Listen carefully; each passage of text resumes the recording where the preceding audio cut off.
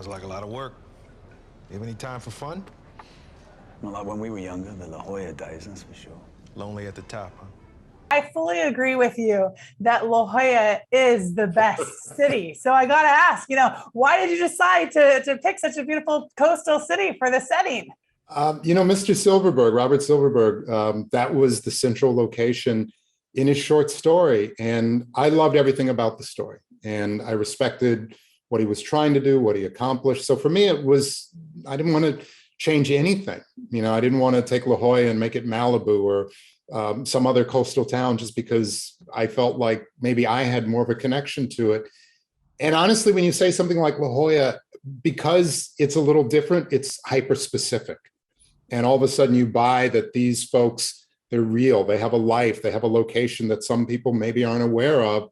And that just helps steep the entire story in reality. So it is a great place. I've been through there. It's a wonderful community, but there's something that's very specific when you hear La Jolla. There's something very specific to those characters, and it's a specificity of detail I didn't want to change just because I thought, well, let me just reinvent this. I love the short story. I was going to change nothing if I didn't have to.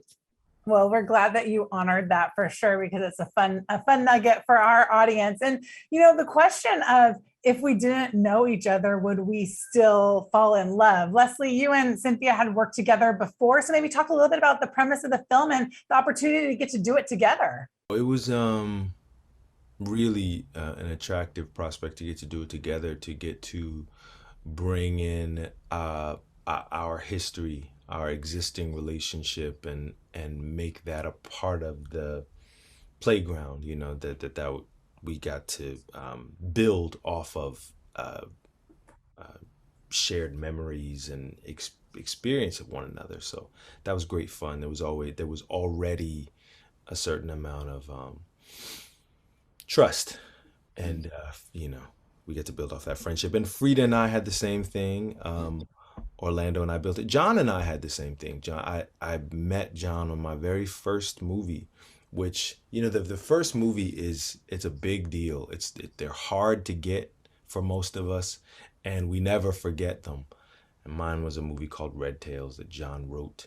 So all these, years later, to be able to reunite on a project that John was directing and that he was so passionate about, it was a no-brainer.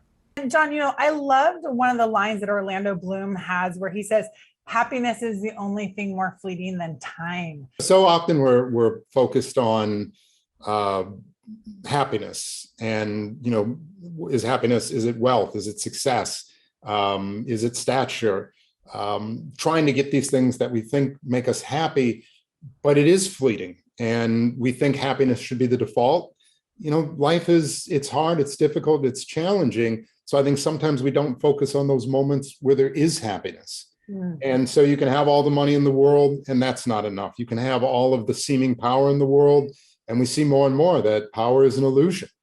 And people who think they have everything, they can lose it very quickly. So to me, that was very important as a statement that some of the things that Orlando's character, Tommy, he's doing, it's not because it's nefarious. It's not because he's this evil individual. But like so many of us, we look back and go, man, I wish I'd appreciated. I wish. And part of the message of this story is stop wishing for things that are in the past. Look at the present. Look at this moment. Appreciate the happiness that comes towards us. If there's anything we learned over the last year and a half, that happiness really is fleeting. And if you're not out there fighting for those happy moments, then what are you missing in life? And unfortunately, we're missing a lot. Have a seat, Mr. Mickelson. Where would you like to go? If I were to time John, would I do it? Where would I go? When? I mean, Leslie, 1776, would you go spend time with Aaron? No. The tricky thing about time jaunting for Black folks is like, they're as difficult and as trying as our present moment can be. There's not a whole lot of, points in American history anyway, that I would choose to go back to. But sure, would I like to go back and meet my great grandfather or my great grandmother, something like that. That might be nice. But any farther back than that, it gets a little dicey. Yeah. Thanks everybody in La Jolla.